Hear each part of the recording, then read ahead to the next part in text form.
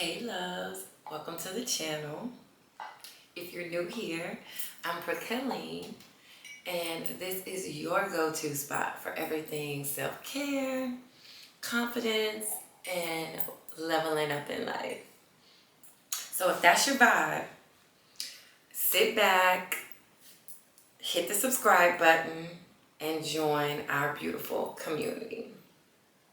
Okay, so today we're talking about something that has been heavy on my heart, but it's taking me some time to gather all my thoughts, make sure I'm not emotional, and we want to put out a positive message and really share, my experience, take the emotion out, and really just share the knowledge, the lesson that has been learned, that we all learn, because I'm not the only one. And it's super empowering how a lot of losses really are level ups in disguise. And it takes growth and maturity to really see it and grab that opportunity. So that's what we're going to talk about today. So if you've ever felt life is snatching things away from you, stay tuned. Girl, you might just be going into your glow up season. First off, let's define what a loss really is. We often think of a loss as failure, losing a job, ending a relationship, falling out with a friend, missing out on an opportunity. And yeah, it hurts. But what if I told you that most of these losses are actually making room for something better? Let me let that thought come in. Think about it, How many times have you looked back and you realized that something you thought was a setback and it really was setting you up for something greater? I mean, let's think about it. Can you think of one thing? I can't. Even the small things, right? That job rejection, maybe it pushed you toward your true passion. Like, of course, I got involved into this YouTube, but I've always been interested in talking, obviously, right? And talking. So what about that friendship ending? Maybe it freed you from negative energy so you could attract better people.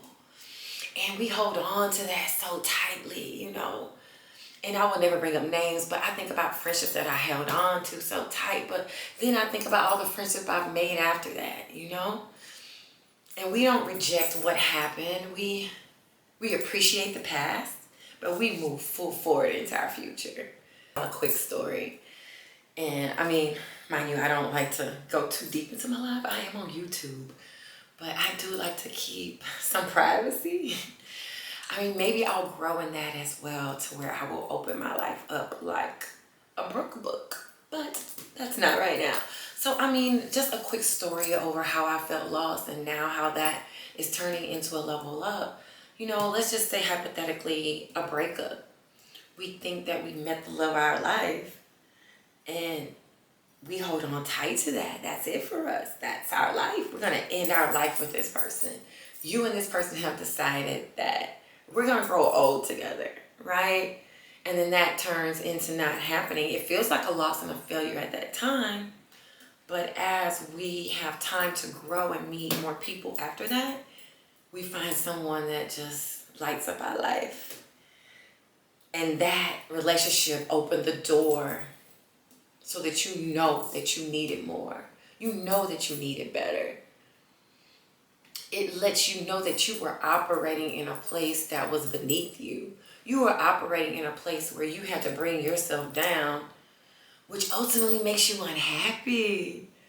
It's like I want to be with this person, but I'm going to have to dim myself down. I'm going to have to agree to things that I normally wouldn't agree to. I'm going to have to be in a space that is maybe more chaotic than what I would want, So we have to think about what we allow, Let's say you were in a peaceful place, meditation, you were in your business, you were an entrepreneur.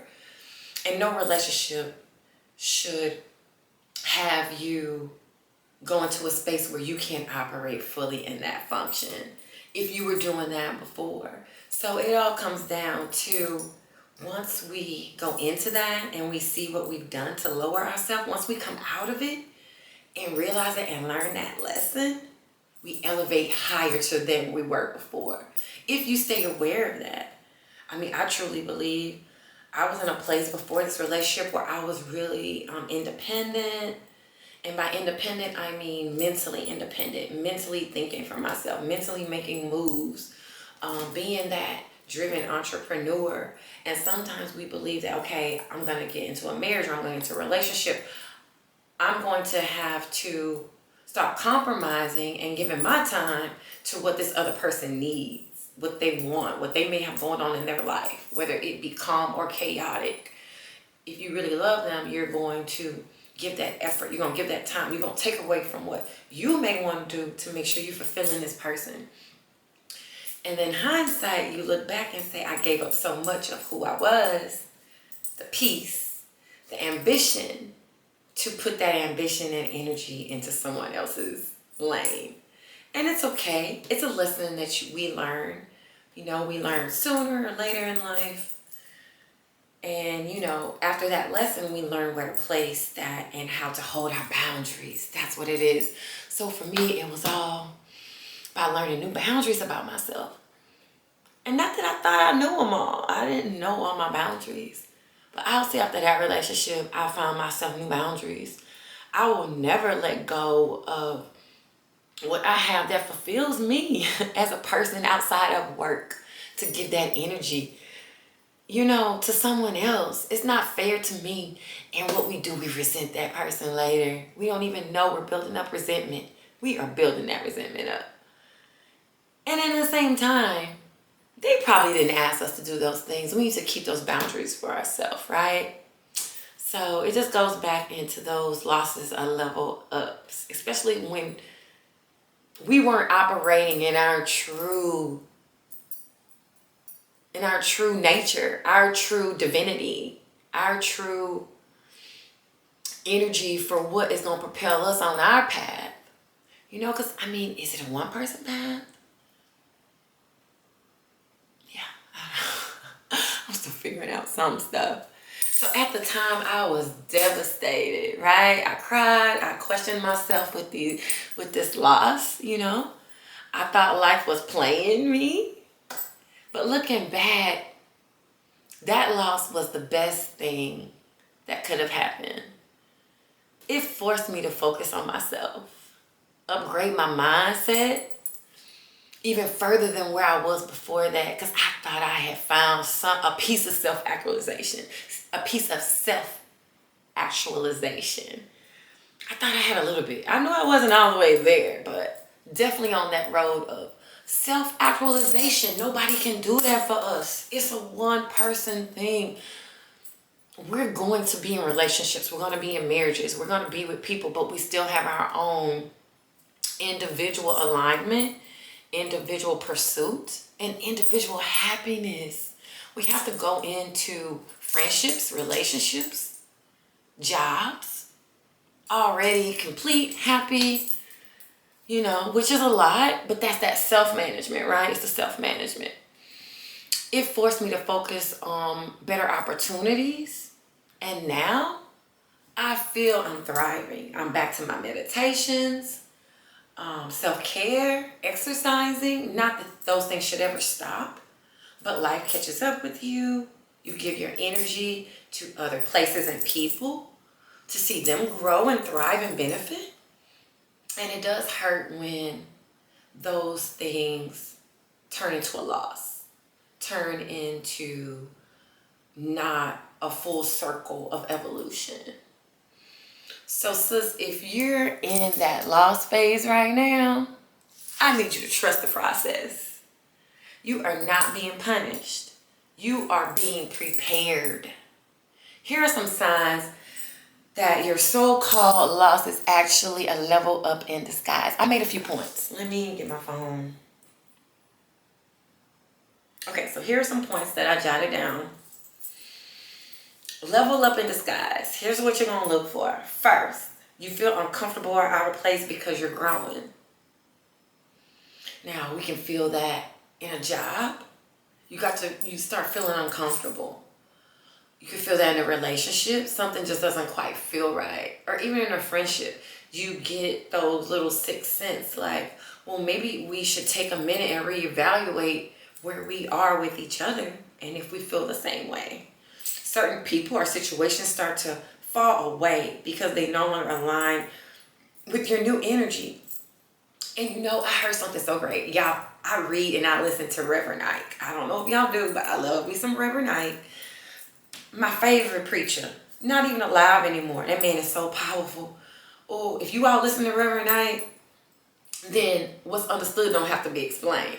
But there's one part in one of his sermons where he preached himself into death. This man said, when I am gone, they are still going to talk about me and preach about me and listen to my teachings. I only found out about this man after he died. Let's take a moment on that, right? So, one of his preachers, he said that every 7 years, our cells renew themselves. Our cells renew.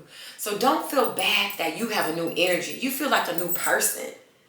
You have that right to reinvent your life, reinvent you, reshape who you are. You have that right, and no one can question you on that. And you don't have to apologize for that. So with this new energy, you know, you may find some people fall out of alignment, and you know what? I would say the lesson learned with that, if someone falls out of alignment with your energy and who you are on your way to leveling up, then let them fall out of alignment. You may do them some good falling out because they're going to look to see where they can change and meet back up with you. And if they don't meet back up with you, that is okay too. That is God's plan. And we have to trust that. I used to feel bad about that with relationships and friendships. You know, because when I love somebody, I just really love them. I love them on the inside. I just love them. I'll stick to them like glue. I'll go through some things with them. But as I become a woman and I have a child and I have things that I need to grow in, I can't give that to someone. I can't give you chance after chance. I can't give you my heart and turn a blind eye. So we cherish those relationships and we put them in our past and we move on. Number 3, you're being pushed to try something new because staying the same isn't an option anymore. That's my favorite one. And that's when I feel God is really moving in my life. God moves me to places I need to be. And the thing is, I get scared. I don't know. But once it happens and once I get where I'm going, it's like, really? God, this is what you were trying to do the whole time? So we have to be open to new opportunities because we get pushed in the direction we need to go. And it's that opposition. It's that fight that we give life, that we don't meet the opportunity that God is trying to give for us. In my mind, I'm thinking of how, you know, a job doesn't like you. These people don't like you. They want to let you go. I'm thinking of someone's situation. Why do you fight to keep that? God has something better for you and you're fighting, not knowing he's preparing you for a glow up for something better. So a lot of people don't even reach that new opportunity, that glow up, because they're fighting to keep what they have, not knowing God has already prepared you for something better. But we give our best of trying to be a people pleaser. Freaking people pleaser. That is not in my vocabulary anymore after this video, because that is not me. You know, I'm sweet, I can be nice, I want to be affectionate, I want to be a giver, but there are boundaries. You know, the best of me, I don't have enough energy to even give everybody the best of me.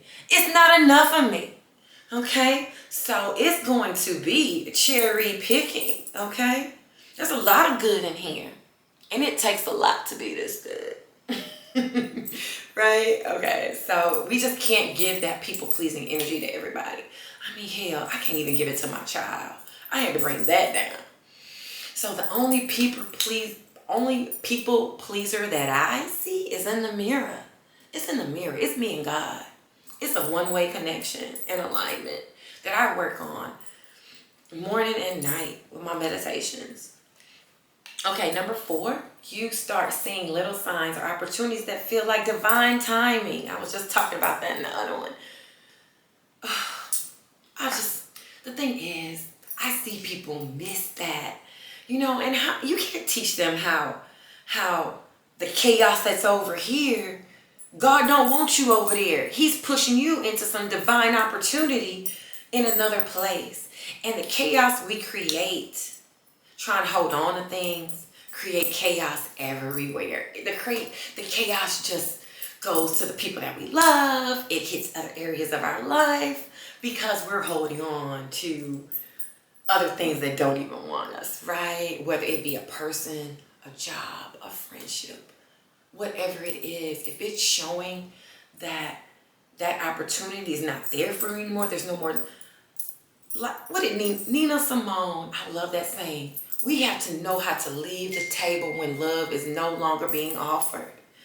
That was everything for me. If I can always remember that motto in every relationship and job, then I think I'll be okay. Because I ain't gonna lie, I'm more on the naivete side, right?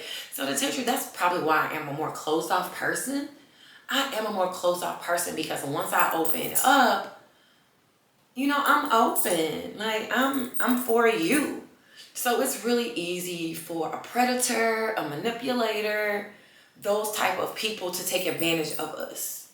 We work on ourselves. We work on the love inside of us.